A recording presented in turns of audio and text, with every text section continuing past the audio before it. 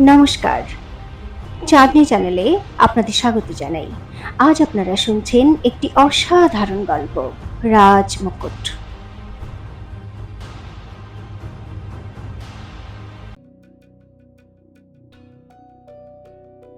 তুই তুই এখানে কি করছিস যমুনা?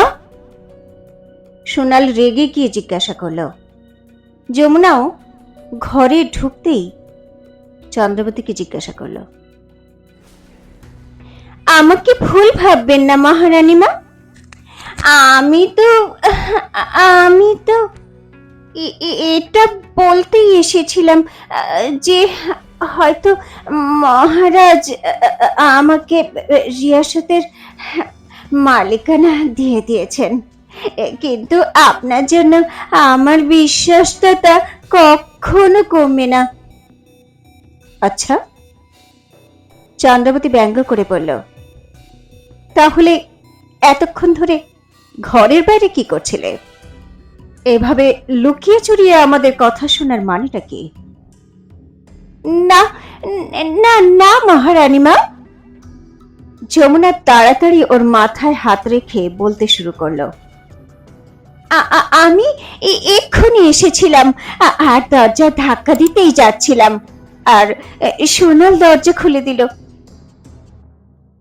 এ কথা বলে ও নিজের কাছ থেকে একটা কাগজ বার করে বলল, এই নিন মহারানীমা, এটা আমার রিয়াসতের দলিল, যেটা মহারাজ শাহী শিলমোহর লাগিয়ে দিয়েছেন।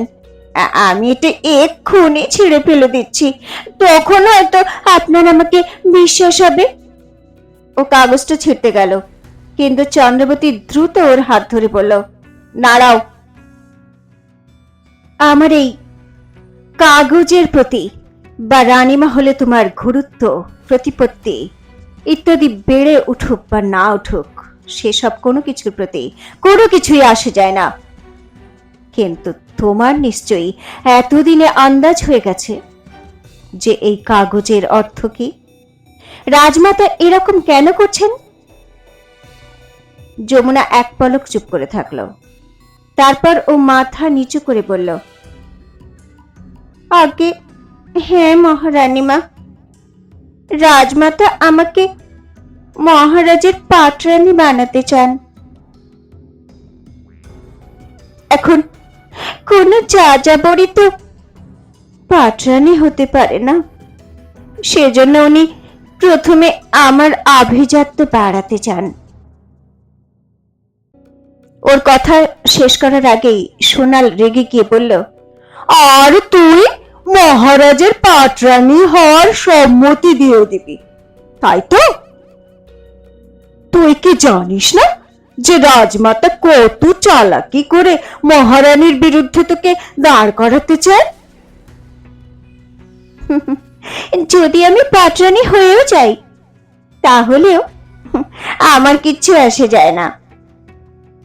যমুনা বলল, আমি তো সবসময় মহারানীমার সঙ্গেই আছি, বরঞ্চ তখন তো বিক্রমগড়ের শাসন পাল্টাতে আরো সুবিধা হবে, সবকিছু আমাদের হাতের মুঠোয় চলে আসবে। ওর কথা শুনে সোনাল কিছু বলতে চাইল, কিন্তু চন্দ্রাবতী ওকে চুপ করে থাকার ইশারা করল, আর যমুনাকে বলল, ঠিক আছে যমুনা, এরপর যা কিছু হবে সবই তো সময় বলে দেবে, এখন তুমি যেতে পারো। আগে জো হুকুম মহারানীমা। যমুনা দ্রুত ওখান থেকে চলে গেল। সোনালও ওর পেছন পেছন ঘর থেকে বেরোলো। যতক্ষণ পর্যন্ত যমুনাকে যেতে দেখা গেল ততক্ষণ ও যমুনার দিকে তাকিয়েই থাকলো। যমুনা যখন একেবারে ওর নজরের বাইরে চলে গেল তখন ও ঘরের ভিতরে এসে বলল, এখন কি হবে মহারানীমা?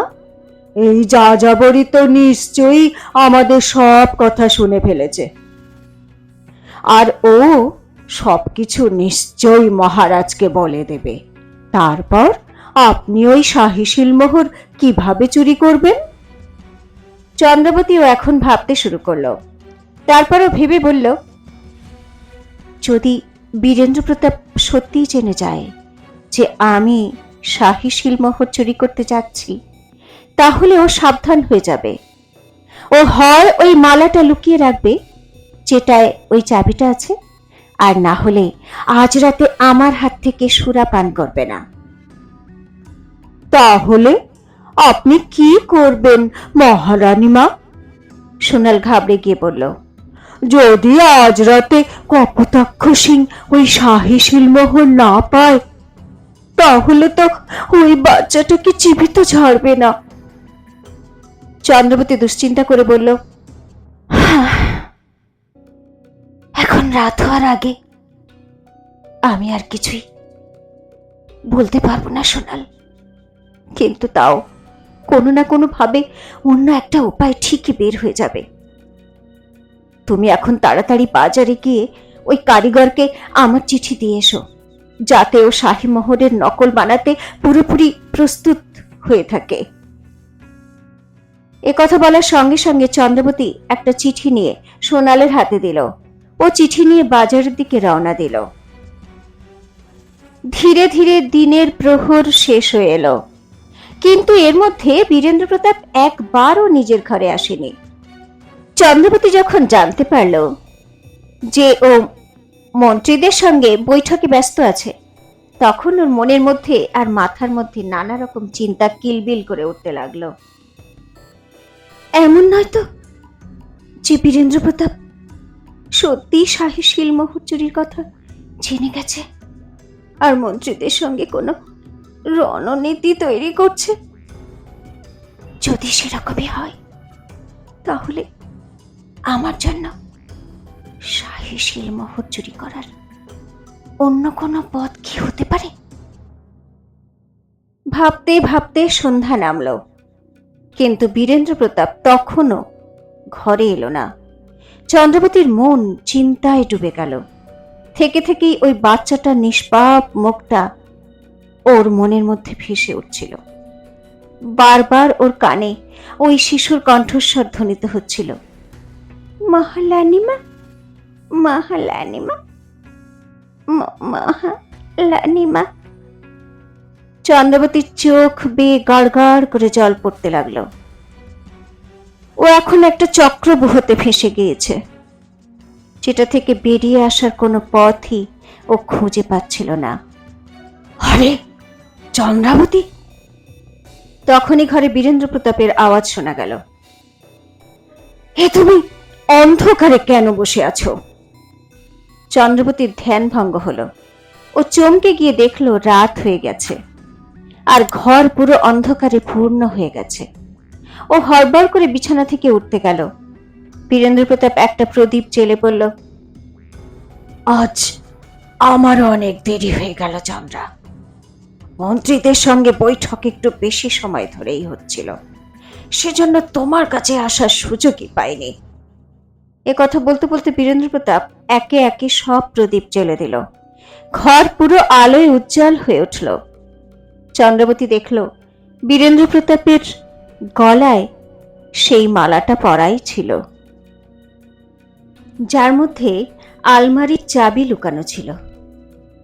অর্থাৎ বীরেন্দ্র প্রতাপ কিছু জানতে পারেনি। চন্দ্রাবতী নিশ্চিন্ত হয়ে মনে মনে বলল, কিন্তু এখন এটা দেখতে হবে যে ও আমার হাতে সুরা পান করে কিনা। সে সময় বীরেন্দ্র প্রতাপ ওর পাশে বিছানায় বসে বলল, কি হয়েছে চন্দ্রা? তোমাকে একটু চিন্তিত মনে হচ্ছে, আর তোমার চোখে জল কেন? চন্দ্রাবতী দ্রুত ওর চোখ মুছে নিয়ে বলল, আজ হঠাৎ মা বাবার কথা মনে পড়ছিল। আরে এতে উদাস হওয়ার কি আছে? বীরেন্দ্র প্রতাপ ওকে 2 হাত দিয়ে আলতো করে জড়িয়ে ধরে ওর মুখ তুলে বলল, তুমি যদি আমাকে বলতে, আমি নিজে তোমাকে কনকনগর নিয়ে যেতাম। এই বাহানায় আমারও খুব আদর যত্ন হতো তোমার রাজমহলে। চন্দ্রবতীর ঠোঁটের কোণে হাসি দেখা গেল। বীরেন্দ্র প্রতাপের হাবভাব দেখে একটুও মনে হচ্ছিল না যে ও চন্দ্রবতীর কোনো রণনীতির ব্যাপারে কিছু জানতে পেরেছে। তখনই বীরেন্দ্র প্রতাপ আস্তে আস্তে নিজের মাথা চন্দ্রবতীর কোলে রেখে বিছানায় শুয়ে পড়ল আর চন্দ্রবতীর চোখের দিকে তাকিয়ে বলল, চন্দ্রা, আমি তোমাকে কিছু বলতে চাই। আমি একটা অদ্ভুত দ্বিধার মধ্যে আছি জানো। চন্দ্রবতী একথা শুনে প্রথমে তো চমকে উঠল, তার পর মুহূর্তেই নিজেকে সামলে নিয়ে বীরেন্দ্র প্রতাপের চুলে হাত বুলিয়ে বলল, বলুন, কি দ্বিধা? আমি পলকের মধ্যে উধাও করে দেব। বীরেন্দ্র প্রতাপ গম্ভীর হয়ে বলল, আসলে আমি রাজমাতাকে ওনার রাজমহলে পাঠিয়ে দিতে চাই। কি? চন্দ্রবতীর একটা ঝটকা লাগলো। ও অবাক হয়ে জিজ্ঞাসা করলো, কিন্তু কেন? হঠাৎ এই খেয়াল আপনার মনে কেন এলো? কারণ উনি এখন নিজের ইচ্ছা মতো কাজ করছেন। বীরেন্দ্র প্রতাপ বলল, আমি জানি চন্দ্রা যে উনি তোমাকে ঈর্ষা করেন, তোমাকে সব সময় নিজের মুঠোর মধ্যে করে রাখতে চান, আর সেজন্য উনি যমুনাকে রিয়াসতের মালিকানা দিয়ে দিলেন। জানো কি, এর জন্য আজ আমার মাথা কত নিচু হয়ে গেছে। সব মন্ত্রীরা এর বিরোধিতা করছে। আমি অনেক কষ্টে ওদের বুঝিয়েছি। চন্দ্রবতী চুপচাপ বোঝার চেষ্টা করছিল যে সত্যিই বীরেন্দ্র প্রতাপের এরকম কোনো উদ্দেশ্য আছে কিনা। বীরেন্দ্র প্রতাপ বলল, এ কথা পুরো রাজমহলে আর রানী মহলে ছড়িয়ে পড়েছে যে রাজমাতা আমার সঙ্গে যমুনার বিবাহ দিতে চান, আর সেটা আমি মানতে চাই না। আমি আগেই উর্বশীর জন্য অনেক সমস্যার সম্মুখীন হয়েছি, এখন আর নয়। আমি এখন শুধু তোমার সঙ্গে থাকতে চাই চন্দ্রা। বীরেন্দ্র প্রতাপের হাবভাব দেখে মনে হচ্ছিল যে এই ব্যাপারটা নিয়ে ও সত্যি খুবই গম্ভীর। কিন্তু আমি তোমার কাছ থেকেও কিছু জানতে চাই চন্দ্রা। বীরেন্দ্র প্রতাপ বলে উঠল, তুমি কি শুধু আমারই, নাকি তোমার মনে আমি ছাড়া অন্য কোনো পুরুষ আছে? চন্দ্রবতীর একটা ধাক্কা লাগলো। বীরেন্দ্র প্রতাপ এরকম ধরনের কথা কেন বলছে? বীরেন্দ্র প্রতাপ ওর চোখের দিকে গভীরভাবে তাকিয়ে বলল, হ্যাঁ, যদি আমি ছাড়াও কেউ তোমার মনে বা মাথায় থাকে তাহলে তুমি এক্ষুনি আমাকে বলে দাও চন্দ্রা, আমি তোমাকে ক্ষমা করে দেব। কিন্তু যদি আমি অন্য কারো কাছ থেকে কিছু জানতে পারি তাহলে তা সহ্য করতে পারবো না। এ কথা আমি তোমাকে আগেও বলেছি যে আমি বিশ্বাসঘাতকতা পছন্দ করি না, আমি সহ্য করতে পারি না। এসব কি বলছেন আপনি? চন্দ্রবতী বলে উঠল, যেদিন থেকে আমার আপনার সঙ্গে বিবাহ হয়েছে সেই দিন থেকে আজ পর্যন্ত আমার মনের মধ্যে আপনি ছাড়া আর কারো চিন্তাও কখনো আসেনি। আর আর আমি জানি যে আপনার ইশারা অগ্নিসিংহের দিকে, কিন্তু ওর সঙ্গে আমার সম্পর্ক শুধু বন্ধুত্বের। ও আপনার প্রাণ বাঁচিয়েছে, আমাকে রক্ষা করেছে। ও আমার জন্য এক বিশ্বস্ত সঙ্গী মাত্র। যেমন সোনাল, ঠিক তেমনি, তাছাড়া আর কিছুই নয়। চন্দ্রাবতীর কোলে মাথা রেখে বীরেন্দ্র প্রতাপ কিছু মুহূর্ত ওকে দেখতে থাকলো। তারপর হেসে বলল, আমি তোমার কাছ থেকে এটাই আশা করেছিলাম চন্দ্রা। চলো, এখন আমাকে তোমার নিজের হাতে এক পেয়ালা সুরা পান করাও। এ কথা শুনে চন্দ্রাবতী নিশ্চিন্ত হলো আর বিছানার পাশে রাখা সুরার পাত্র তুলে নিল। আচ্ছা চন্দ্রা, তখনই বীরেন্দ্র প্রতাপ জিজ্ঞাসা করল, রাজকুমার কপোতাক্ষের ব্যাপারে আর কিছু কি তুমি জানতে পারলে? পাত্র থেকে সুরা পেয়ালায় ঢালতে ঢালতে চন্দ্রাবতী বলল, আগে না, আজ তো আমি সুযোগই পাইনি। কিন্তু আপনি চিন্তা করবেন না, ওর আসল চেহারা খুব শীঘ্রই আপনার সামনে চলে আসবে। একথা বলে ও সুরা ভর্তি পেয়ালা বীরেন্দ্র প্রতাপের ঠোঁটের কাছে নিয়ে গেল। চন্দ্রাবতী এমন ভাবে পেয়ালায় ঘুমের ওষুধ মিশিয়েছিল যে বীরেন্দ্র প্রতাপ বুঝতেও পারেনি। চন্দ্রাবতীর হাতে সুরা পান করে ঘুমের ওষুধের ক্রিয়ায় ও দ্রুত ঘুমিয়ে পড়ল। কিছুক্ষণ পর্যন্ত বিছানায় শুয়ে থাকা বীরেন্দ্র প্রতাপকে চন্দ্রাবতী এক দৃষ্টিতে দেখতে থাকল। তারপর ও আস্তে আস্তে ডাকল, মহারাজ, মহারাজ। কিন্তু বীরেন্দ্র প্রতাপ সাড়া দিল না। চন্দ্রাবতী সাবধানে ও স্নায়ু দেখল, সত্যি খুব গভীর নিদ্রায় মগ্ন হয়ে গেছে।